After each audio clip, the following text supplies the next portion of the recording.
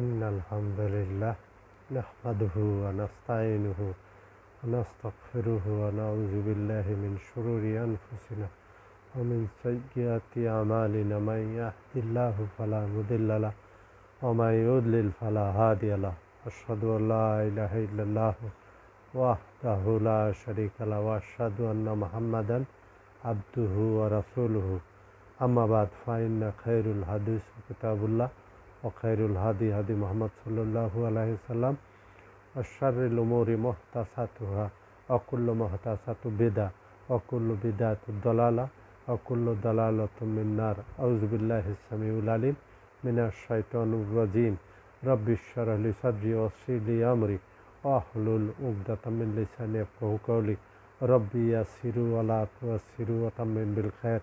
আলহামদুলিল্লাহ, আজ আমরা সূরা বাকারার নবম ক্লাসের 6 নম্বর আয়াত থেকে শুরু করব।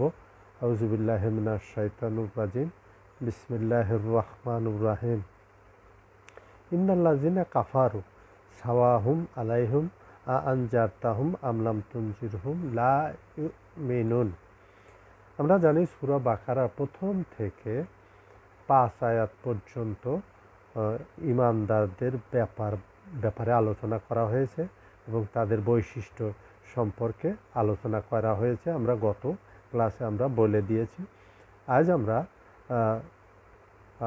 কাফেরদের ব্যাপারে শুরু করব এবং কাফেরদের পরে আসছে মুনাফিক। আল্লাহ পাক সূরা বাকারার যেহেতু শেষের দিকে আয়াতগুলি নাজিল হয়েছে, কিন্তু আল্লাহ পাক নিয়ে আসছেন প্রথমের দিকে, এবং এই সূরাটা শেষের দিকে নাজিল হলেও এবং বিভিন্ন সময় নাজিল হলেও এটা সুন্দরভাবে আল্লাহ তাআলা যেভাবে লৌহ মাহফুজে আছে সেইভাবে আল্লাহ পাক তারতিব করে রাসূল সাল্লাল্লাহু আলাইহি সাল্লামের মাধ্যমে আমাদের কাছে পৌঁছে দিয়েছেন এবং সাহাবায়ে কেরাম ওইভাবেই তারতিবের সাথে আমাদের সামনে এটা নিয়ে এসেছেন। সুতরাং এখানে কোনো সন্দেহ নেই যে আগে হোক আর পরে হোক কথায় এবং আয়াতের যে মফহুম এগুলি কিন্তু ওইভাবেই আমরা বর্ণনা করার জন্য চেষ্টা করব ইনশাআল্লাহ। তাহলে আমরা শুরু করব 6 নম্বর আয়াত থেকে সূরা বাকারা। সূরা বাকারার যে ঈমানদারদের ব্যাপারে যে আলোচনা করা হয়েছে সেটা আমাদের শেষ হয়ে গেছে। এবার আমরা কাফেরদের ব্যাপারে আলোচনা করব এবং কাফের কিন্তু 2 প্রকার এবং তারপর আসছে মুনাফিকদের ব্যাপারে।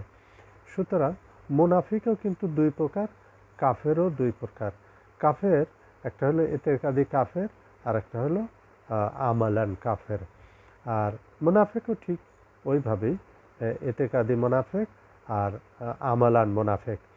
বুখারী মুসলিমের মুত্তাফাকুন হাদিস যে মুনাফিকদের 4টে বৈশিষ্ট্য।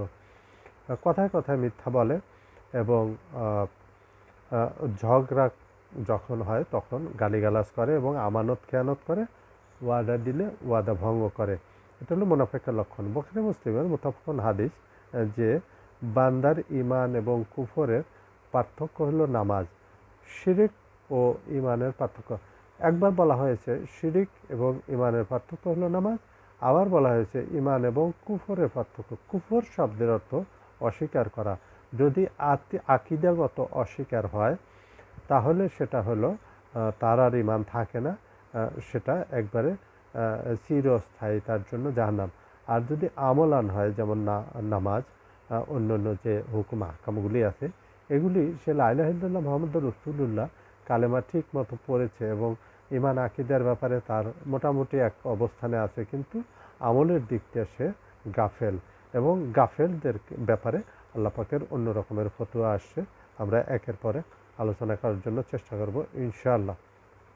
তাহলে মুনাফিকের 4টে লক্ষণ আমরা আলোচনা করলাম এবং কাফেরদের ব্যাপারেও এরকমই কিছু লক্ষণ আছে এবং মুনাফিকদের ব্যাপারেও কিছু লক্ষণ আছে। আমরা সেই বিষয়গুলি নিয়ে সংক্ষিপ্তভাবে আলোচনা করার জন্য চেষ্টা করব।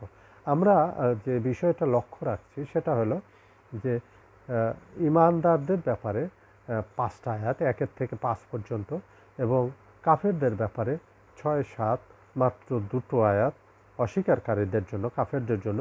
এবং মুনাফিকদের ব্যাপারে 8 থেকে 20 নাম্বার আয়াত পর্যন্ত। কেন? নিশ্চয়ই এর ভিতরে কোনো হেকমত আছে। কারণ আমরা জানি যে কাফের তারা চিরস্থায়ী জাহান্নামী এবং মুনাফিকদের অবস্থান জাহান্নামের চেয়েও নিচু স্থানে। কারণ তার অনেক কারণ আছে। কারণ এরা মুসলমানদের সাথে থাকে, ঈমান কবুল করে, এখানেও থাকে ওখানেও থাকে।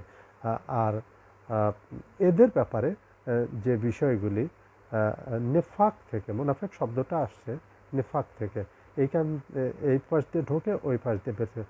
নেফাক শব্দের অর্থটা আসছে হলো সুরঙ্গ থেকে, মানে এদিক দিয়ে আসে ওই দিক দিয়ে বের হয়ে যায়। তারা যখন ইমানদারদের সাথে থাকে তখন এক ধরনের অবস্থান থাকে তাদের। যখন তারা কাফেরদের সাথে মেলামেশা করে, ওঠা বসা করে, তখন তারা টোটাল পাল্টে যায়। এদেরকে বলা হয় মুনাফিক। কাফের বোঝা যায়, ইমানদার বোঝা যায়, মুনাফিকদের বোঝা যায় না। কারণ এই জন্য আল্লাহ পাক মুনাফিকদের যে আযাব, তাদের যে শাস্তি, খুবই কঠিন একটা শাস্তির কথা উল্লেখ করেছেন। এবং তাদের যে জাহান্নামটা, সেটা হলো জাহান্নামের সবচেয়ে নিকৃষ্টতম। এবং দুনিয়াতেও তাদেরকে বিভিন্নভাবে আল্লাহ পাক অপদস্থ করে, এবং আখিরাত তো আছেই। সুতরাং আমরা এইভাবে বলতে পারি যে যারা ঘুমিয়ে আছে তাদেরকে জাগানো যায়, কিন্তু যারা ঘুমের ভান করে আছে তাদেরকে কিন্তু জাগানো যায় না। এবং যদি অন্ধকার রাতে কোনোভাবে যদি আলোর ব্যবস্থা করা যায় তাহলে মানুষ খুশি হওয়ার কথা এবং খুশি হয়। কিন্তু যখন আলো আসে তখন যদি কেহ চোখ বন্ধ করে রাখে তাহলে তার জন্য আলো থাকা না থাকা একই অবস্থা। আল্লাহ পাকের জন্য কিন্তু কঠিন হুঁশিয়ারি দিয়েছেন যে এখন যেমন তারা চোখ বন্ধ করে আছে, আমিও এমন এক সময় আসবে, ওই দিন, কিয়ামতের দিন, আমিও তাদের জন্য চোখ খুলব না, এবং আমিও তাদেরকে, তারা যেভাবে দুনিয়াতে আমাকে ভুলে গেছে, আখিরাতেও আমি তাদেরকে ভুলে যাব। খাতামাল্লাহু আলা কুলুবিহিম ওয়া সামিইহিম ওয়া আবসারিহিম গিশাওয়া। এখানে কিন্তু আল্লাহ পাক বলছে যে তাদের কুলুবটা খতম করে দেওয়া হয়েছে, মানে সিল মোহর করে দেওয়া হয়েছে। সামিহিম, তাদের কানটাও এইভাবে করে দেওয়া হয়েছে, এবং তাদের যে অন্তরটা সেটাও কিন্তু সিল মোহর মেরে দেওয়া হয়েছে। এবং ওয়ালাহুম আযাবুন আযীম, তাদেরকে আজিম মানে সর্বোচ্চ যে শাস্তি তাদেরকে দেয়া হবে। আল্লাহুম্মা আজিরনা মিনান নার, আল্লাহুম্মা আজিরনা মিনান নার, আউযু বিল্লাহি।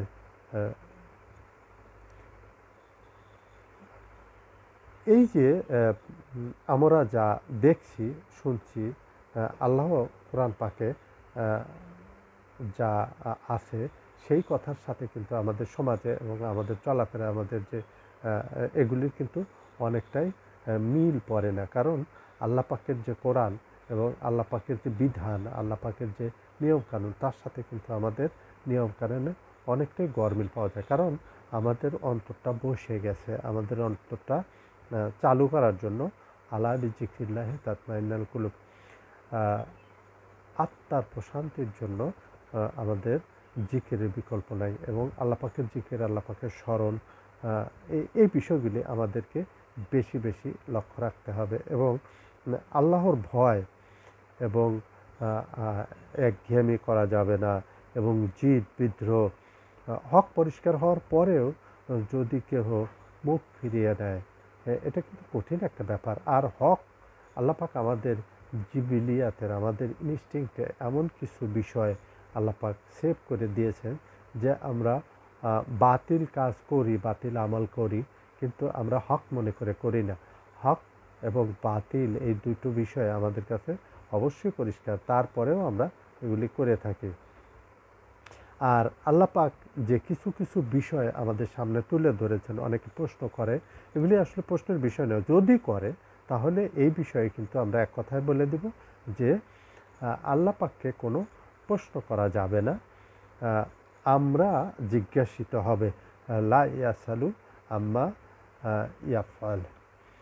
আল্লাহ পাকের যে এই যে বিধান এবং নিয়মগুলি, এগুলি কিন্তু জ্ঞানী লোকের জন্য, এবং যারা ইন্টালেক্ট তারা কিন্তু ভালোভাবে বোঝে যে আল্লাহ পাকের এই কথাগুলির অর্থ কী, এবং আল্লাহ পাকের যে কোরআনের যে আয়াতগুলি এগুলি কিন্তু স্ট্রেট ফরওয়ার্ড, এবং আল্লাহ পাক কিন্তু পরিষ্কারভাবে পরের কথা আগে বলে দিয়েছেন, এবং এক ধরনের বলা যায় যে কোশ্চেন লিক আউট।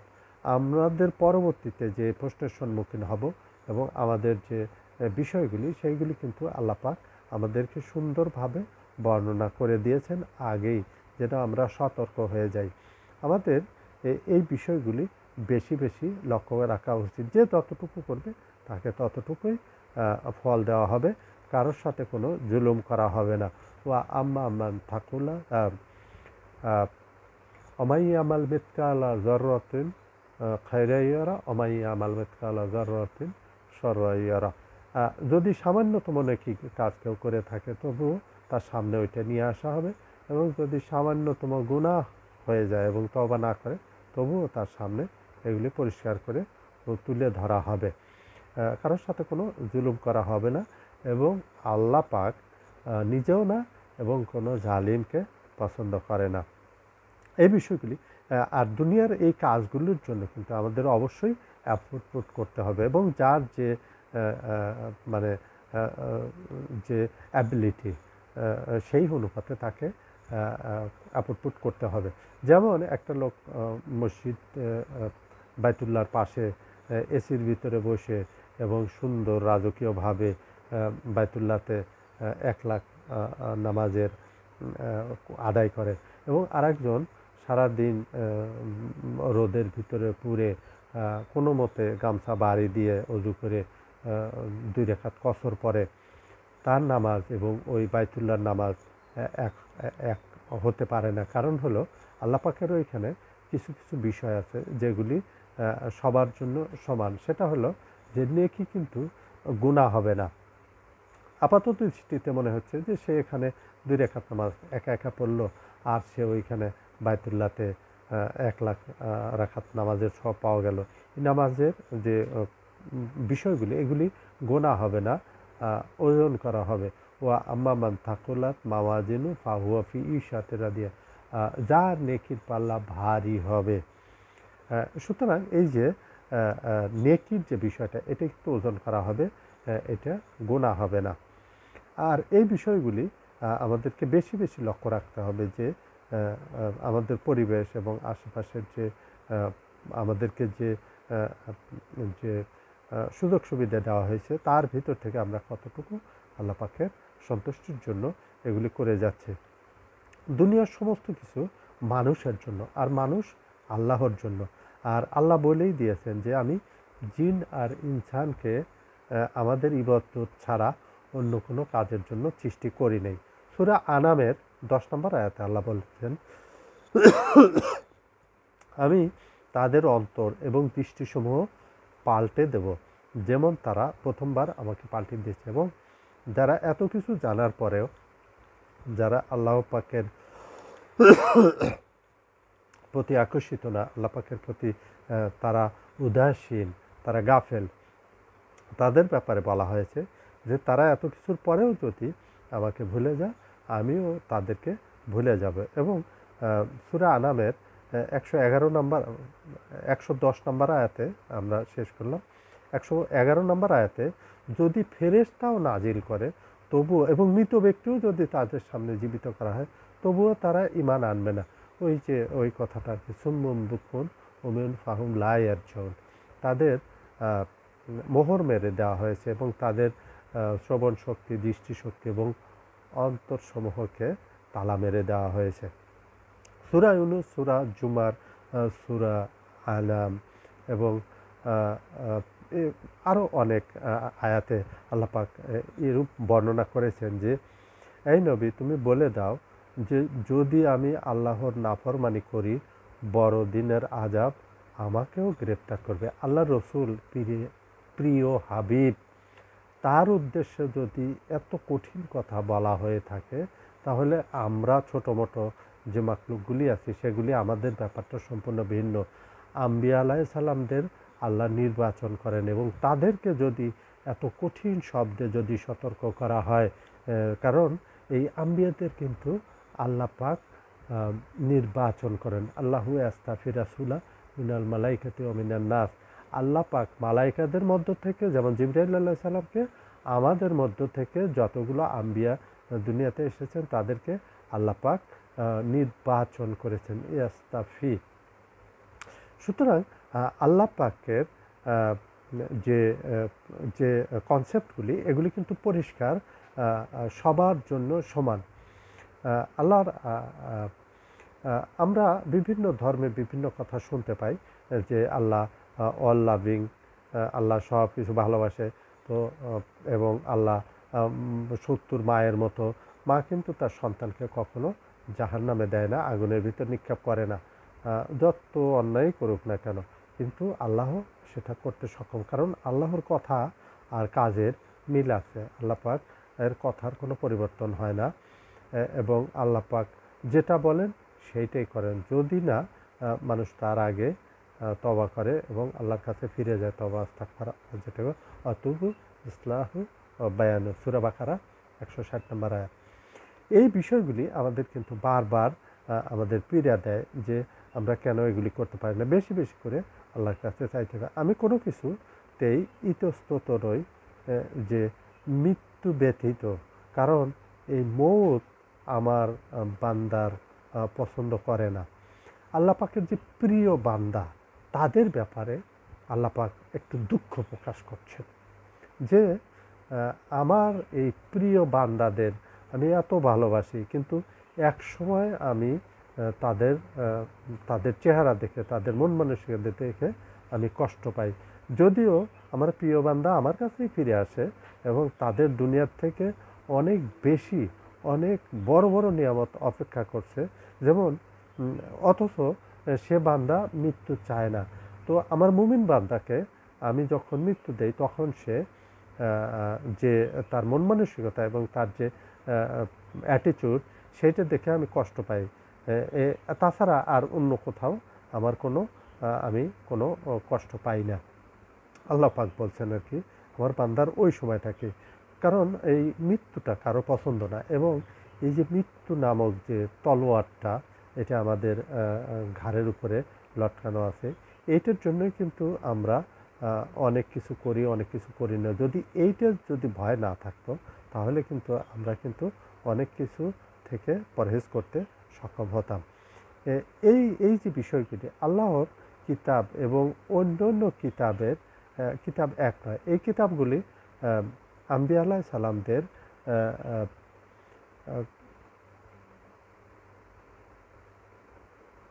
ব্যাপারে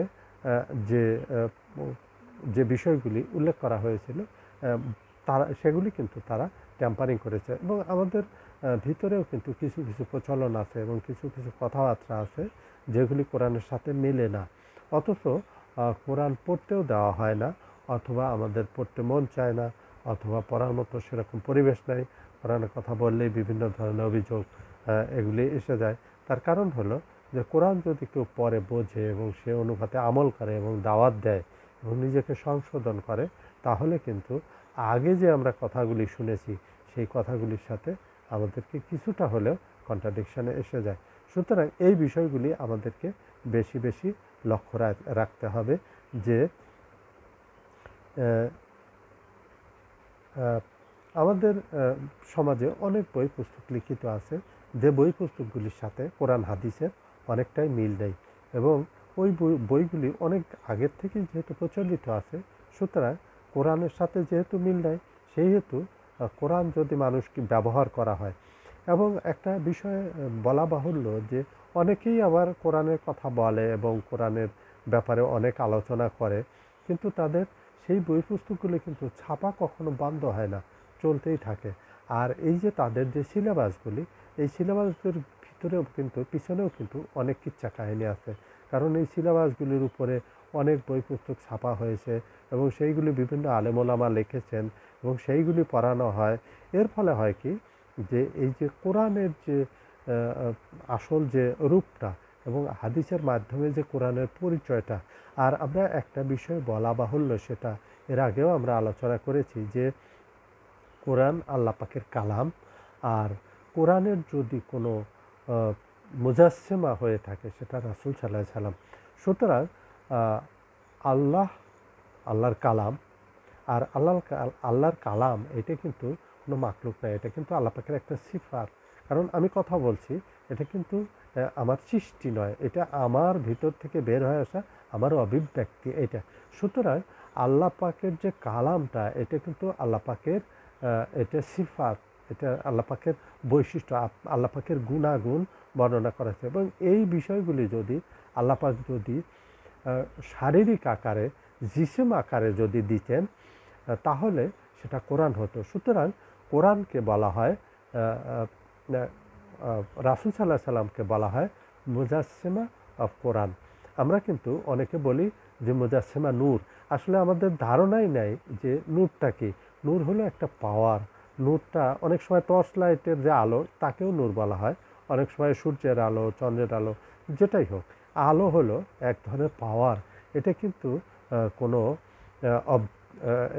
এটা কোনো সাবজেক্ট নয়, এটা কিন্তু একটা অবজেক্ট, এটা একটা হলো একটা বিষয়, একটা পাওয়ার, একটা একটা এবং আরেক দৃষ্টিতে সেটা হলো যে অন্ধকার দূর করার জন্য এটা এক ধরনের একটা একটা পাওয়ার, যেটাকে আমরা বলে থাকি এটা আর কি।